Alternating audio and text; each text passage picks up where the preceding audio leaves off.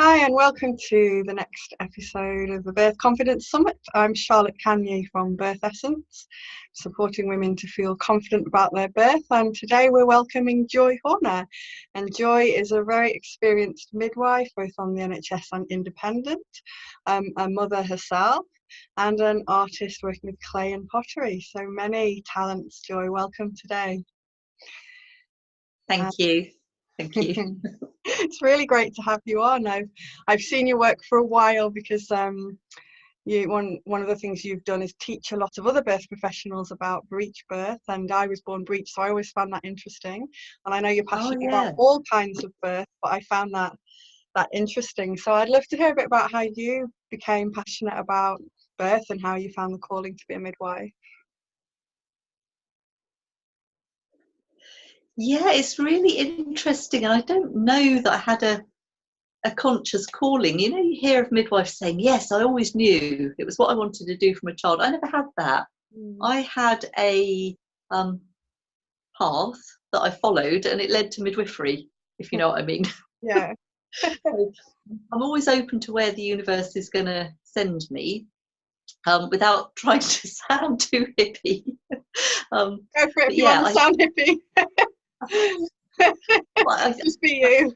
I think I always wanted to be an artist as a child, and my mum didn't think that there was any money in art. Quite right, you know, there's not. And I was pushed down the academic route and found myself being a nurse. And after nursing, I thought, what do I do next? So did my midwifery as an extra qualification. Because when I was in my teens and 20s, I didn't really know what I wanted to do in life, and just thought the more qualifications I can get, the better. So I enjoyed it and I was good at it. But I didn't like the way we did midwifery in the 80s. So I did my training, but I hated, we had active management of labour. So episiotomies on all first-time mums, shaves, enemas.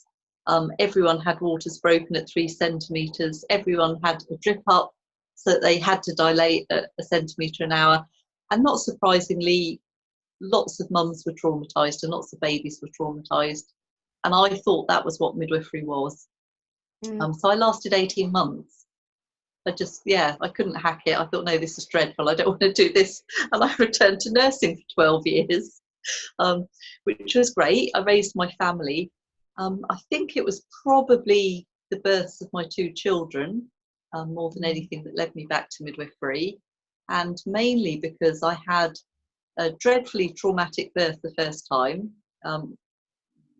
Really dreadfully traumatic, that I'm not traumatised about now because I've done lots of work on it, and it was 26 years ago. And the second birth was such a healing birth. I had a VBAC, vaginal birth after caesarean, and the second birth was so healing. And I started to teach for the NCT, antenatal classes, which I loved, and people kept asking me to be their midwife. So again, not a conscious decision, but people kept saying, oh, I wish you were my midwife. Oh, why aren't you still a midwife? And I took it as long as I could. And then I thought, perhaps the universe is telling me I need to be a midwife again, which meant going back and retraining for 3 months to get my re-registration. And then I worked in a birth. How had things changed since the first training? They improved? It's really interesting. So I changed area. So everything was different. But I remember contacting a colleague that I trained with initially, and she said, nothing's changed, Joy. You know, it's still awful. You know, you can't really make a difference. And I thought, if I make a difference for one family at a time, then I'm making a difference. And I just knew that I had to do it, because nothing changes in birth. Birth is just birth. It's just our policies and procedures change. And where we were very hands-on during the birth in the 80s, when I went back in when was it, 2002, we were very hands-off. So we were told, you know, hands off the birth and the, you know, woman's perineum. But now we've come full circle and we're very much hands-on again. Well, I'm not, but we're told that we need to be hands-on again. It's so interesting. You know, another 20 years, that'll be out of fashion. yeah, that's how it changed. And You said your second birth was very healing. What did you do differently that made it such a healing experience for you? Nothing, absolutely nothing. Luck of the cards. And I like to tell women this, that, you know, it's like playing a game of cards. You get the deck that you dealt. So the first time I thought I did everything right. I did my pregnancy yoga and swimming and meditated and journaled and did optimum fetal positioning. Every single thing that I could do, I did. And my baby was a brow presentation. Mm. So for those that don't know, you know, the head tipped right back instead of tucked right in. And mostly they just cannot come through the pelvis, mostly. And it's really quite rare, really quite rare. Yeah, so there's nothing that could have predicted that. There's nothing that could have prevented it. And there's nothing really that could have resolved it. And I do like to think that because of that experience, I became more grateful of the emergency help that we have got when we really need it. Because I do believe I'm one of the 10 to 15% that actually had a very necessary cesarean at the end of many hours of labour. But we're doing a lot more cesareans than that, a lot that aren't particularly necessary or life-saving. So the second time I did nothing different. I was full of fear the second time, fearing that a similar thing might happen. I didn't have scans the second time, just as a conscious decision that, hey, I was having a baby and it would be a baby when it came out, or it might be two, didn't matter. I didn't do anything different. Tried to get an independent midwife because I realised that I was traumatised and I couldn't at the time. They didn't have insurance for VBACs at home. And home birth was, I think, more rare than it is now. I think it was probably 1% rather than the 2% that it is now. So I just gave up and said, hey, I'll just go to hospital, and had a very basic birth plan that either all goes well and I don't have any medical interventions, or I have a cesarean. You know, no in between, no messing about, no breaking waters, no putting a drip up, no messing about, because I couldn't deal with a potential re-triggering of my trauma from the first time. So yeah, and I was sent a gift of the most ideal labour and birth. 3.5 hours, I got to hospital pushing, not thinking that I was in proper labour, and had him 45 minutes later. No stitches, no anything. So yeah, he just popped out, and I said, oh my goodness, he popped out, I don't know, about 11:45, about lunchtime. I said, oh my goodness, I've got time to do another one like that before tea. It was just so textbook, so straightforward, and I had no part in the design of that, if you see what I mean. I still, had eaten well and kept fit and all the rest of it, but I didn't make the birth experience the first time, and I didn't make it the second time. It's what came through me, and so interesting. It sounds like really there's a lot of looking after yourself in both pregnancies. In the first one, it sounds like, I don't want to say did everything right, but you were looking after yourself, you were empowered, and the positioning. And for what I do a lot of work in how we are born, and sometimes I think the child wants to have a particular experience, we want a particular experience, so our mind will go, but no, we fight against the reality because we have a story about what that means. We want to be the nature woman and the nature birth, and when we come to terms with that, you had an amazing birth experience that was traumatic for you, and you lived through it like we live, and then you had the healing one, and from those two experiences, when you look back, I'm guessing, tell me, how did that support you as a midwife and a woman, how to have those experiences and live through it? What did you learn from them? Well, they're both absolutely transformative, aren't they? So I came from a history, and I think this is really important in people's lives, the blueprint, as you said, how you were born, the stories that you're raised with. My mum described labour as like shucking peas. There was no pain involved. It was really easy, and that she was eating peaches when I was born. Made it sound so easy. She didn't know what labour pain was. Well, I don't know if she had a very bad memory, or if someone had given her Pepidin at the time or something. But that was what I was expecting. I thought I would birth like my mum did. Booked a home birth, thought I'd, do all the right things and stay at home. And I said to my husband, I'm just going to grunt and I'm going to moo. And, this baby's just going to come out. No, I was crying and whimpering and wondering why I wasn't good at doing labour, and really in the moment as a first time mum and a midwife, I was a midwife at the time, I couldn't understand why I couldn't do labour because I was trying to do it, if you know what I mean. I was doing everything right and it wasn't working. So that was a real good lesson in the fact you can't intellectualise your way through birth. It is something that your body does and that the baby does. And I'm sure that both my kids had a plan to be born the way that they were born. They needed to be born. That was their journey, and it doesn't make it wrong. And I gained huge insight. So when I did my nurse training, I was, I don't know, 19 or something, which would have made me 22 when I did my midwifery. So I hadn't had children. But I'm a pretty compassionate person, and I think I've got empathy, and I've been a really good nurse. And I thought I understood what labour pains might be like. And then it happens to you and you gain a whole new level of understanding. And I'm not saying people that haven't had kids can't be good midwives, because they can be great midwives. I know great male midwives even. But for me, I gained much more of a depth of understanding. And with the two totally different births, I know the difference between an obstructed labour pain and a normal labour pain, and they are worlds apart. Wow. And this has really helped my clients. I can spot an obstructed labour at like 100 feet. I've got that. And sometimes there's things you can do, right, with repositioning during the labour. Sometimes there's things you can do before it gets to the necessary cesarean, like the Rebozo techniques and those things. If you spot it early, and sometimes you can talk, I think, and ask someone what they're holding on to, and it can shift. So you spot what's going on. That's really great skill. I love to hear that, because it's really great to see how that helped you and helped other people afterwards. Absolutely. So I can spot it. So without doing any internals or anything, you can spot it, the pattern of contraction, the intensity of contraction.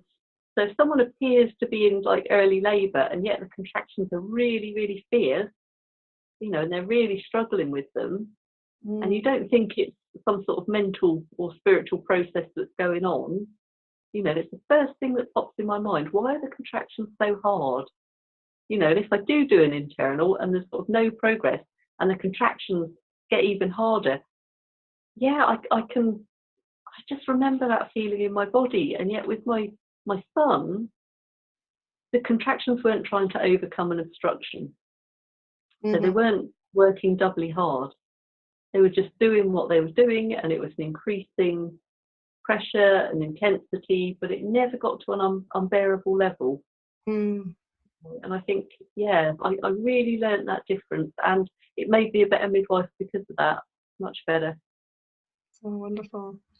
I always feel we get the births and the life experiences that when we look back, they've taught us something, and something we need. And so even the most hard experiences afterwards, when we might have stuff to process, but it's really a great story. Thank you for sharing. Just the comparison between the two, the chalk and cheese, because of course with Dominic, the learning was to feel the highest that I felt in my whole life, as you can after a normal birth.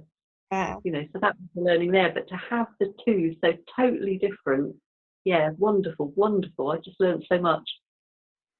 I love that.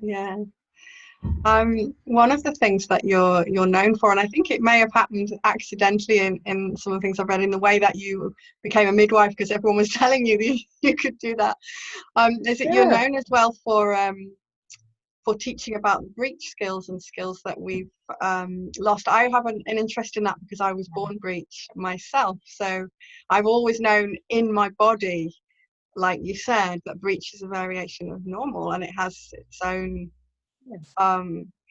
plus, and his own sort of journey. So how did you come to teach, and what would you say for women who might be having a breech baby to help them negotiate that journey? Yeah, so I was really lucky. I didn't see many breaches. I don't think I see any in my training, maybe one in my midwifery training. I saw one as a qualified midwife, but it's out of our hands. Mainly the doctors take over. So I think I thought it was something that had to be medically managed when I was in the NHS. And then I became independent, and I lived 20 minutes away from Mary Cronk, who was the famous Breech Birth expert midwife. She passed away at the end of last year. She was a very old lady, and she passed away.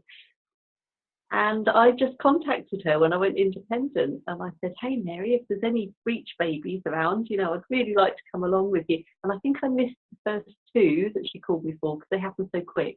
So she went as first midwife. She didn't have time to call me.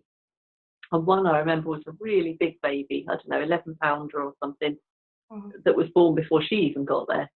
So, and I'd been to Mary's study days, and Mary made it all sound so normal. I had to sort of marry that with it being seen as abnormal in the NHS. And I know it's normal and that people can give birth to breech babies. But yeah, it wasn't until I worked with Mary and we attended a few breech births at home, and I got the confidence, and I did loads more study. And then I started teaching with Mary, and yeah, hopefully next year I'll be teaching with the Breech Birth Network, teaching other health professionals, doing it on a regular basis.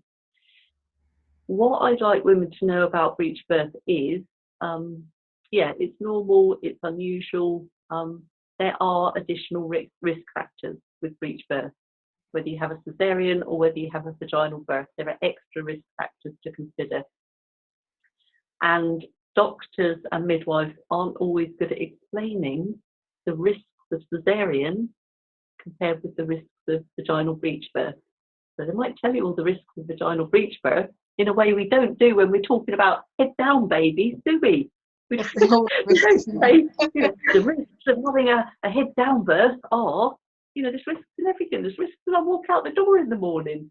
But yeah, we don't do it with head down babies, but we do it with breech birth, and we frighten the life out of people, and they're told they can't give birth and they shouldn't give birth, and none of that's true. There are additional risks, that we need to make people aware of, but that doesn't mean babies can't be born safely. And that's borne out in all the data.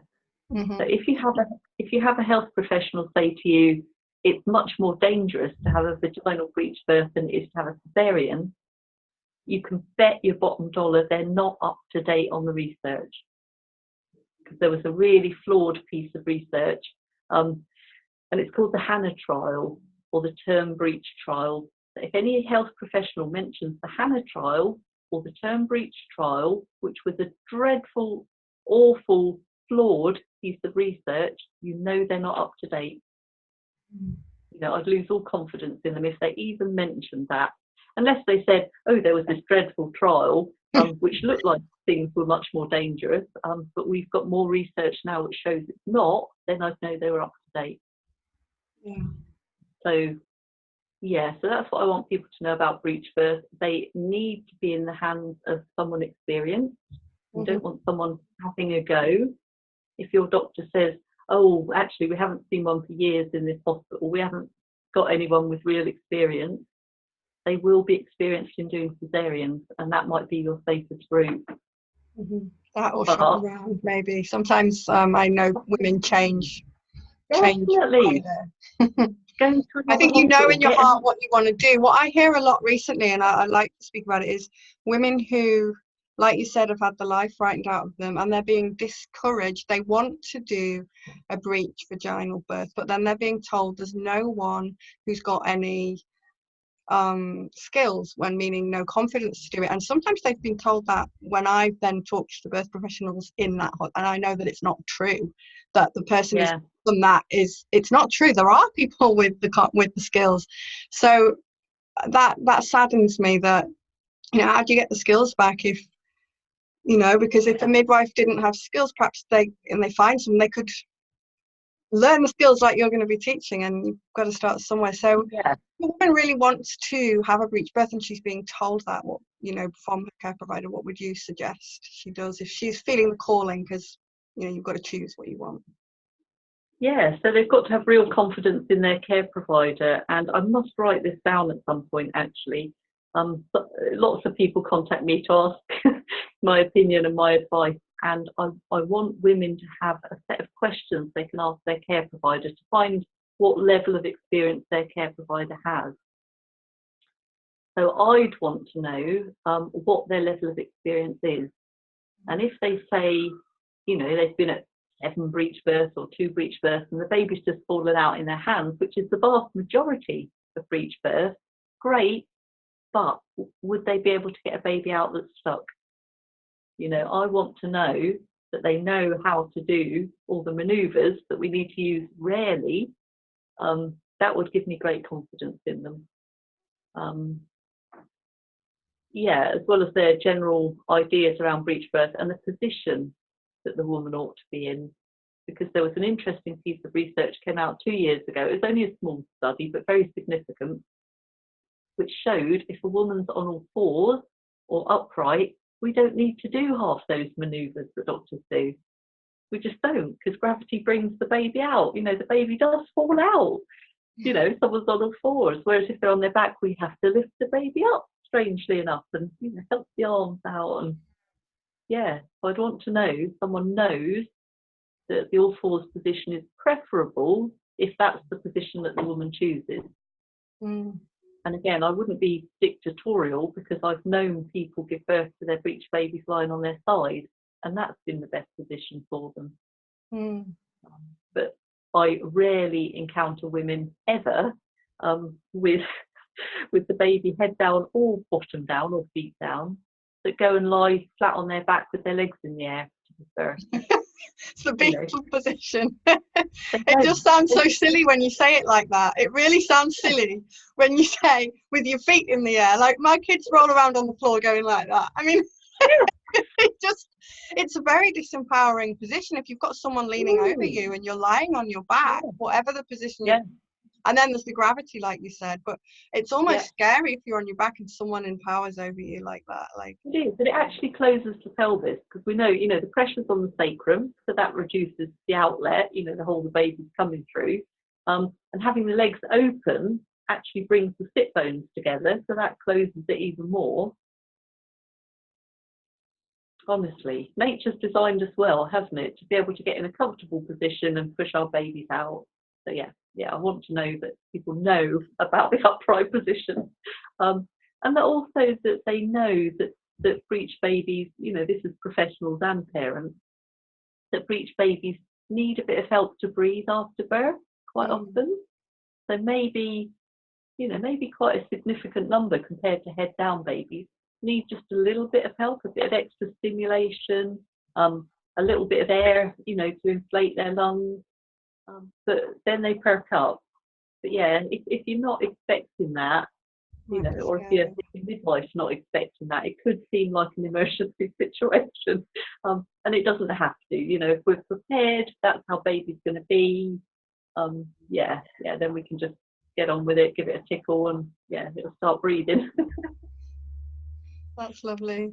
I also heard something I didn't know recently, that sometimes in a breech you don't get the urge to push once at a certain point. Can you say a bit more about that? Because I think, like you said, if you have the knowledge and awareness beforehand of what to expect, you can use that knowledge to help you relax. Absolutely. So there's a couple of points where you might not feel an urge to push. So if baby's coming down a foot first or feet first, it isn't a big volume coming down, so people don't always get that huge urge to push in the second stage. It's only when the bottom comes low enough. Once the main bulk of the baby has been born, so the legs have come down, the body's come down, the arms have come out, sometimes there's a pause then before the contractions resume again. And that's really not a good point to have no contractions when the head's in and the body's out. And it's not a point to be saying, oh, hands off the breech, let's just sit and wait for the next contraction, because the next contraction could be 15 minutes away. And in that time, baby's oxygen levels are gradually just going down a little bit. So we like to get babies out within about 5 minutes, you know, of their body being born. So if there's not a contraction, you've got to be able to start a contraction somehow. The mums can rub their belly, try nipple stimulation, try a change of position. That often brings a contraction. Just to push, you know, whether you've got a contraction or not. Yeah. And then the last resort, as I said, is the midwife or doctor performing a manoeuvre to help the baby out. But yeah, it's quite common. I haven't attended that many breech births, maybe 14, 15. But yeah, it's a really common thing, the contractions to stop. And it's one of the reasons that we advise giving birth in hospital, just because in hospital they have forceps. And the same as a head down baby, sometimes the head just needs a little help out. And it is rare, you know, rarely do they need the forceps. But if you have a situation where you've got no contractions and you can't get baby's head out any other way, forceps are really good at getting baby's heads out. Yeah, I think again the choice comes down to hearing all the information and the recommendations, and then tuning into what's right for you. Because I believe that women know in a way that we can't know rationally which is going to be the case for them. So they might have such an utter conviction to be at home against all guidelines, that will be right for them. But someone else might feel that they need to go in hospital, that's right for them. And when we get all the information and then we trust that, you know, the guidelines are guidelines, and we can then say, this is what I want to do. And then I'm 100% behind that. But if you trust 100%, you also trust that there might be a bad outcome. Yeah. You know, wherever you choose to give birth. And I've unfortunately been a midwife where I have wished that we were in hospital with those forceps. We might have had a better outcome.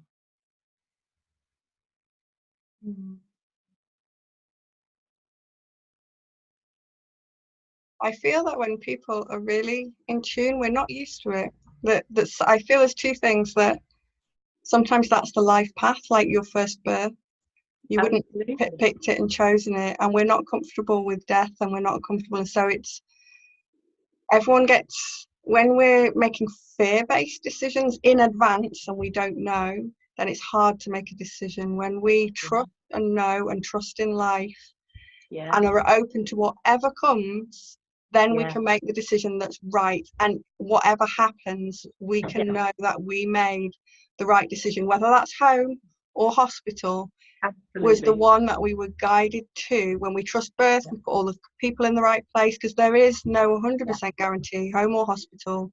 No, and I think sometimes it gets demonized if someone's chosen at home, where it would never get demonized to choose in hospital, when actually the hospital may have been the wrong place. You were overriding your intuition. So it's seeing it both ways round, without the fear, with the information, and then you can know you made the best decision for you and your baby, whatever happens. Absolutely, yeah, and that's the crux of it, isn't it? That people are making decisions for themselves and not being coerced.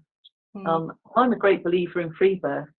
You know, I'm a great believer that people can birth without midwives, without doctors, without any help whatsoever. And I've seen some wonderful videos of people that instinctively know and just do resolve if the baby's shoulder gets stuck, if it's coming head first, or, you know, if the baby needs a bit of help breathing afterwards, they instinctively just get on with it and do it. So I don't believe we need doctors and hospitals and all the rest of it, but some people don't trust their intuition and aren't as accepting of the life, death, nature, you know, cycle that some of the rest of us are. Yeah. With my second child, I gained a lot of confidence with exactly what you just said, because he came fast, so the midwives weren't there. So I absolutely had to pull into myself my own intuition, and because it was happening rather than me thinking about it in advance and trying to work it out, I'm just living it. It's just birth, right? Like you at the beginning, it's just life, it's just physiological, it's just birth. Yeah. Then I instinctively did do things like panting like a dog, slow it down because he was coming too fast. And I didn't sit there and think this is a good idea because I know about it. I just started, my body started panting. I started moving. I consciously had the thought, get down on the floor lower, because if he comes out, you don't want him to shoot out from high up. You know, like, that was a sort of conscious thought, but you don't think too much in labour. So I got low down, but like you said, the all fours position, and then going slightly up to, you know, I would never have been able to go, oh, I can catch the baby on my own, if I'd had to think about it beforehand. But it just happened. He came out, I caught him kind of like sort of on my hands and knees, and then sort of one knee up, and then I didn't think about it, I just did it. And I, you know, it was lovely. It was really gave me a lot of confidence in me. It was just happening that way, and that's how he wanted it. Yeah, and my practice, you know, the more I've practiced, the more hands off I've been, because I realised that I'm an unnecessary part of the equation. I had a layer of reassurance or comfort or something to a lot of people, but the difference that I actually make in a birth isn't that big. And I think if more health professionals realise that the difference that they're making birth isn't huge, except the compassion and the love.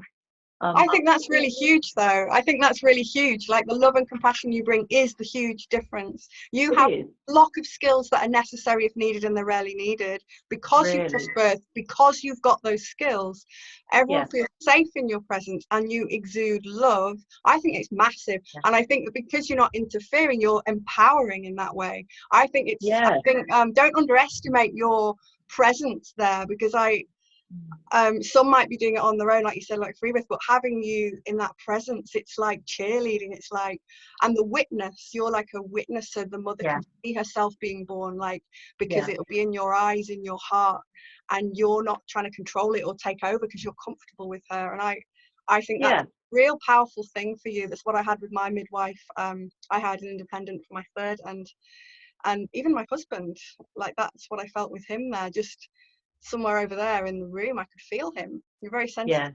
I could feel him, his love. I think that made a difference to me. And I think absolutely.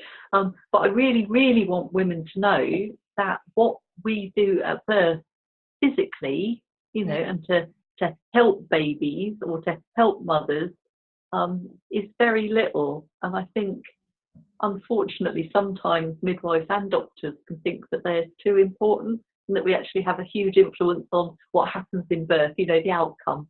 You know, it was all because of us she had that wonderful delivery. No, that just happened. You know, she just did that. I just happened to be here writing notes at the time. You know? Yeah, I think we've got to be a bit more humble in what we do as health professionals. One of the other things you do is art. You mentioned you wanted to be an artist. I know you do art in your life now, and you use that with pregnant women, don't you, in your groups? Yeah. So how does that support women to, you know, when they're preparing for birth? It's great. And I always forget the side of the brain that's the artistic side. Is it the right hand, the left hand side, the artistic? I don't know. I always get them confused as well. Brain, so I don't retain facts. But one side. I think I do. Yeah, but the side that's I think it's left side. The side that's creative and instinctive is what we use for birthing. You know, it's not the thinking, rational planning side. As you said, you didn't plan, you know, when it was happening. You couldn't use like the logical reasoning part. So yeah, we use the creative and unconscious parts of the brain actually when we do art. And I did an introduction to the Birthing from Within course, and I'm a great fan of the book. It's a fantastic book. If anyone's inclined to do a bit of art, it doesn't matter your standard. Yeah, it's a really good book to get, because it's a process that you can work through to look at your fears and to prepare for birth. So what we tend to do in the pregnancy group is very much based on the birthing from within, and we do it with pastels and huge bits of paper, so we can do childlike drawings. So we're not trying to produce a masterpiece, because most people can't do a masterpiece. And all I want to see on the paper is colours and shapes. You know, it really doesn't matter what comes out. For the person, I want them to be in their own personal process, making colours and shapes. So I'll give a subject like one of Pam England's ones is the gates to birth, and you don't give instructions. So you say, here's your paper and here's your pastels, and in the next 5 minutes, really short amount of time so that they can't be bothered with all the little details, I want you to draw the gates to birth. That's it, no further instruction, no talking. You know, go off and make a cup of tea and come back and see what they've come. And whatever that sparks in their mind can then come down onto the paper. Sometimes we do a visualization before it, like the baby within is another one. And I'll talk them through a guided visualization to picture what the baby's doing, feeling, tasting, all the senses. And then straight into drawing. You know, just draw the baby within. And things that come out are really quite amazing. People are offered the opportunity to share their pictures with the group or not. They don't have to talk about them, they don't have to show them, but they can. And I had a brilliant one-to-one session with someone once. She was my client and she wanted to do a birth art. And it actually revealed previous trauma that she hadn't been able to reveal to me. You know, she'd said she'd had trauma in her past, but, you know, it was all done and dealt with and she didn't even think about it. Her picture was shocking, absolutely shocking and illuminating, and allowed her to open up and tell me much more about the feelings. But it was phenomenal because she thought it was all dealt with. And on a different layer inside, there was a bit still to deal with. There was all that, for her to look at because she could see it. Yeah, because she could see it. It was outside of herself. And yeah, that was quite amazing. So yeah, I love it. Really powerful thing using art in that way. And like you say, you don't need to be able to draw or anything. You're just expressing. No, absolutely. And the same with clay. You know, I work a lot with clay. I'm in the studio at the minute, and sometimes I ask people just to hold the clay and just to squeeze it and just not even think about it, and it will form into a shape. You know, and that's what it needs to be, whatever shape it is. You don't even have to know what it is. It's what you've made. And if you don't like it, you can just squish it. Yeah, I wish I'd have been able to come to your birth preparation classes. They sound exactly like the kind of thing I'd have loved to have done. Oh, lovely. Lovely. We did crafty things. We made goddess eyes, which are like sticks and bits of wool. We've got herbs from my garden. We've made herb bundles this year. It's really nice.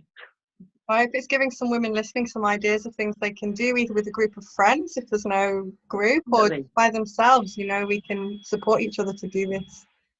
And there's some great ideas you've given me and got there. They sound really fantastic. And food, there's always got to be food. So today I provided my group with raw chocolates. So I made some raw chocolates, and they've been living off apples. I had a glut of apples, so we've had apples for weeks. So I thought they deserved it. Time of year, going seasonal. I think there's an important connection with the land and the seasons as women and mothers, and when we're preparing for birth, I think that comes out. Have you noticed that when you're doing these preparation classes? Yeah, definitely. And someone recently in my group, wow, such a powerful woman. I do a lot of learning in these groups, honestly. These teachers come in each week and they teach me stuff. And she described her pregnancy in the 4 seasons. You know, we commonly think of the 3 trimesters, but she definitely felt a ripening. Although maybe the 4th trimester was the winter time. But yeah, she definitely felt the different seasons in her pregnancy. You know, the seed in there growing in the first, and then blossoming in the summertime, and then being really ripe, you know, ready for the harvest And then, yeah, the winter afterwards where everything's just settling down again. You can compost things and staying in the warmth. Staying warm and get looked after. Yeah, yeah. Happens Amazing. or should happen in the postnatal period. Yeah, yeah. And we're really trying to build on that as a community here. There's a great thing happening at the Goddess House. They're producing a thing called Mother World, and hopefully we'll get lots of people to support my dog's sneezing to support women in that really early period. Yeah. Beautiful. So what is your vision for the future of birth and motherhood? How would you like us to, how do you see that? It's really big, isn't it? I think any change that's needed and any change that we can affect will only come from the people giving birth and the people that have given birth, and a little bit from the educators. Because I know as a midwife, we're pretty powerless. I've been on so many demos and signed so many petitions and demanded better for women. But until women demand better, you know, nobody's listening. No one's listening to midwives. So women need to demand better. I think the postnatal part is a really, really important part that we need to look at. And as I said, in our community, we are hopefully building structures that will help us to look after every new mum and every baby. But it's not going to come from the system. You know, we've really got to go back to our communities, draw our sisters in, as you said, draw our friends in, have a mother blessing, not a baby shower. You know, this American idea that we just need to be showered with presents for our baby. No, what we want is for people to come and shower us with love, and we want people to sign up to do practical tasks for us after the birth. And I've had clients do this and do it really effectively. So they printed out the sheet of what they need help with, and at that mother blessing, they pass it around. No obligation, but if anyone can help with any of those things, they sign, they commit to providing a meal after birth, or to walk the dog, or pick the kids up from school, you know, just a couple of times. And that is such a gift. They're the gifts that people need after birth, isn't it? But, you know, a million baby grows, and, you know, I don't know what else people give a baby showers even. Yeah, you want a commitment that people are going to help you when you really need help after birth. So I really feel that is the way forward. Yeah. As far as birth goes, you know, women are reclaiming it. I'm sure we're having more and more free births. Yeah, more women are becoming more empowered, more doulas are coming to the fore, and doulas unfortunately are picking up the slack that we've dropped as midwives. You know, that loving, caring, nurturing support, you know, is now coming from doulas, which is great, and the more the merrier, because yeah, we're just going to help people to realise their own power even more. And I hate the word empowering, because I'm not giving power to people. I'm helping them see their own power, you know, pointing them in the direction of finding where their own power and knowledge is. I don't like teaching, strangely enough. You know, when I do these workshops and things, I'm teaching. But in my pregnancy groups, I don't teach. You know, what I want is for the women to find their own wisdom and to share the wisdom that's in the group. And we've all got it. And when I teach these breech days, I'm going to be teaching everyone. Everyone needs to know how to help get a baby out, head down or bottom down, if the midwife doesn't get there in time. You need to know, you know, as a good Samaritan, good neighbour, how to help your neighbour. You know, so yeah, so I hope that I'm going to be spreading the word a lot more and sharing my wisdom a lot more, so everyone can learn how to help a baby out if needed. That's beautiful. That knowledge is power and confidence. Someone wrote recently, the knowledge that gives you confidence. And I like that I like the starting point that we have our own wisdom and just finding our way to living it. I think there's a real thirst at the moment for bringing the knowledge that's back, that's inside, and that living. I don't know what else to say other than empowering. You know, I mean, that thirst for women to say, this is what I want, to feel that they're important, and to ask and to raise the bar, really, to raise the bar on what birth is and what it can be and what women are within that. There's a real thirst, and I'm glad that you're here. This conversation is part of that, so people will be listening. Just spark off an idea, spark off something, feel like, yeah, I can do this, I can. And raising the bar of our expectations as women in general, I think that way too low. Yeah, and birth in particular. Yeah, I was going to say everyone needs to ask for better, but no, we don't need to ask, because if you ask, there's a chance that people will say no. Demand better. Expect better. Demand better. Yeah, not ask. You know, I could ask for a Ferrari, I'll probably not get one. I could try demanding one. And then something might change, the universe might give me one. At least it'll take notice of me. Oh dear, I know what you mean though. I don't know what the obsession with Ferraris is. I've never been into cars. My kids who don't know about cars joke about wanting Lamborghinis and Ferraris, or not even. They say, when I'm older, I'm going to get this. And I'm like, why? What for? What do you want it for? They don't even know. They don't have a clue. Whereas I think what we're saying is that women do know what they want. Yeah. They're just sometimes scared of asking for it or demanding it. And they're scared of going for it. They do know. They do know what they want. Feeling that they deserve it. Yeah. You know? And we do deserve better. Honestly, you know, when I see people come out the other side of the bad experiences, they deserve better. You know, they deserve people taking better care of them. And yeah, I'm there to sort of mop up afterwards. You know, I can help people through their trauma, but that's not the point. The point is, if we know our own power and we know our own rights, you know, and our human rights don't stop because we're pregnant, our human rights don't stop in labour, you know, if we know that we can do anything, we can do what the hell we like, you know, then whatever happens during our birth is less likely to cause trauma. So I've looked after people who've had dreadful things happen, you know, dreadful, you know, labours and births and outcomes, and they haven't suffered trauma. Yet I know people who've had normal births on paper and they've been extremely traumatised. And the difference is whether you feel empowered in the moment, whether people are keeping you informed, and whether you feel people are listening to you and really sort of loving and caring for you. If you feel that people aren't even listening to you, there's a possibility for trauma. That's important, isn't it?